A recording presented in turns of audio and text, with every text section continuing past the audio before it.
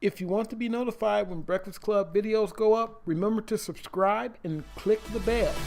You say you wanna try, but you never do. Sugar, there's a reason why we lose. You say you wanna cry, but you never do. Sugar, there's a reason why we lose. Hey guys, Nathan Brandon Masters, Breakfast Club Wednesdays. Alex Jones. I've been trying to do this video about Alex Jones, and for some reason I just can't. I can't get it right. I'm stumbling over my words and stuff, so I'm gonna try to keep it as short as I can. Alex Jones, I'm not a fan. I have seen some of his stuff. I think he can be amusing. I think also that he has caused major problems for people who there's no concrete evidence that they've done anything wrong. I think in some cases he's right about certain things. I also think that he's a conspiracy theorist that people tend to listen to, and they tend to act on what he says. And make no mistake, Alex Jones is a call to action kind of person. And if you watch his show, you know that he is. I've seen enough of Alex Jones to know that he's kind of a rally the troops kind of guy. The problem I have with that is the same problem I have with all of this stuff. The same problem I have with the far left. The same problem I have with the media and everybody, which is the whole witch hunting thing. Witch hunting people without evidence. Saying someone did something when you have no real concrete evidence that they did. Now, I am a huge fan of conspiracy theories. I like conspiracy theories, and I actually believe some conspiracy theories. The thing about it is that there's no concrete evidence to a lot of these theories. There's some what I would consider concrete evidence to some. We saw that in the election. We saw that the press was actually colluding with, the press was actually colluding with the Democratic Party. We saw that in the election. Every bit as much as whether people like to admit or not, yes, Trump is colluding with the Russians. Whatever the deal is, these, in my eyes, are conspiracies, okay? Whatever way you want to put it, these are conspiracies, a group of people getting together to do bad and illegal things to, to get whatever thing they want to get. There's a bigger chance of things coming to light now with the internet and things of that nature. But I'm, again, not a fan of some of the things that Alex Jones does. But with that being said, his removal from these platforms, let me preface this by saying, again, in situations like this, I talk about this, not a free speech issue. These are privately held companies. They have a right to do this, whether people like it or not. It does not matter. These are privately held companies. The question is, should they do it? And the way they did it, it's very scary. And it's scary because you have major outlets. What seems to be, going back to conspiracy theories, it seems that these outlets conspired to remove him almost all at the same time. I'm shocked that Twitter didn't remove him. I was blown away by that. Twitter's the standout here? What? How? That's highly unusual for Twitter to be the standout. But Twitter is the standout. And it's not like Alex Jones isn't going to just go somewhere else. He'll probably go over to Minds.com or go over to one of the alternative places. And there's another one I can't think of right now. But there's a few of these other kind of alternative social media sites out here. He's just going to go there, and he's going to bring his audience there. Another thing about it is it does make it seem like Alex Jones is right. It does make it seem like there is a conspiracy. It does make it seem like they're trying to silence conservative thought. And in some situations they are.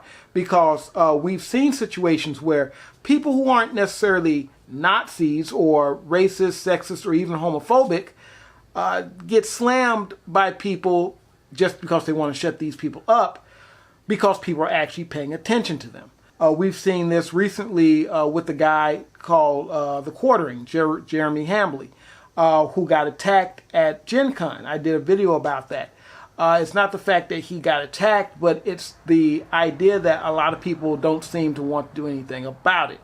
A lot of people, in power, a lot of people in the press, a lot of people who report or actually can have, can say or do something about this. They don't want to do it because they are highly convinced that Jeremy is a Nazi. So far, his biggest crime was not beating anybody up or hurting anybody or saying anything negative about Jews or black people or anything like that.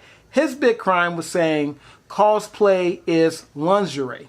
It's very easy to become a Nazi in America nowadays.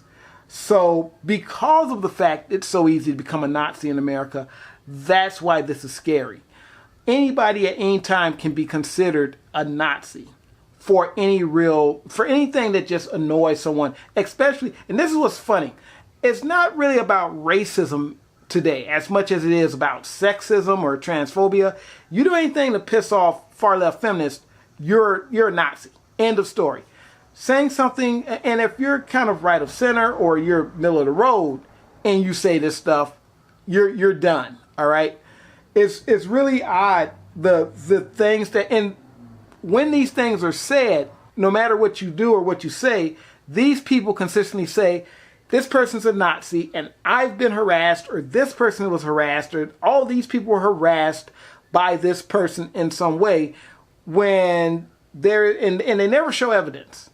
I've heard excuses of, oh my God, we don't want to show evidence because we want to keep our harassers, we care about the privacy of our harassers. Sure, pal. Sure you do. So that's the big fear here. The fear is anyone can become a Nazi at any time for any stupid reason.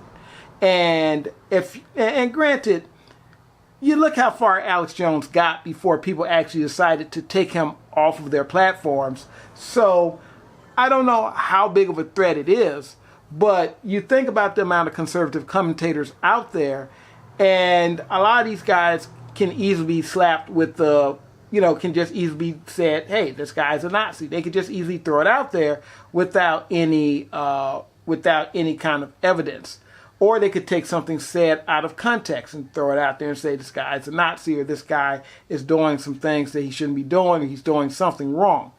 And again, this is not, like I said, I'm not particularly shedding any tears over Alex Jones as much as I don't like the way it was done. I don't like the somewhat conspiratorial manner it was done. And this one thing Alex Jones said I do agree with.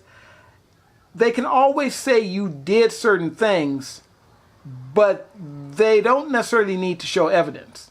And again, going back to Alex Jones, there's enough evidence that Alex Jones has done some wild stuff, okay? But I see this happen to other people where there's no evidence. As a matter of fact, there's evidence to the contrary that the person did this bad thing, and they're still called Nazis, or they're still called whatever, and there is a threat that this person can be taken down, or it's okay to harm this person because a group of people disagree with them politically. Where does it stop, and who gets to decide? Because anybody can be making these decisions, and if that person is far left, if that person does have political ideology, they can start making decisions to shut down people who they disagree with. Now, those people may fight, but in the end, if all four majors decide to shut you down, you are shut down. And that is the fear, that's the thing that I personally am afraid of, and I'm pretty sure some of you are afraid of the same thing. So that's my take on it. So you guys take it easy. Nathan Brandon Masters, Oscar. I don't know what you want. Let's have a bit of fun till I downfall. My love, if you feel like I do right now, don't say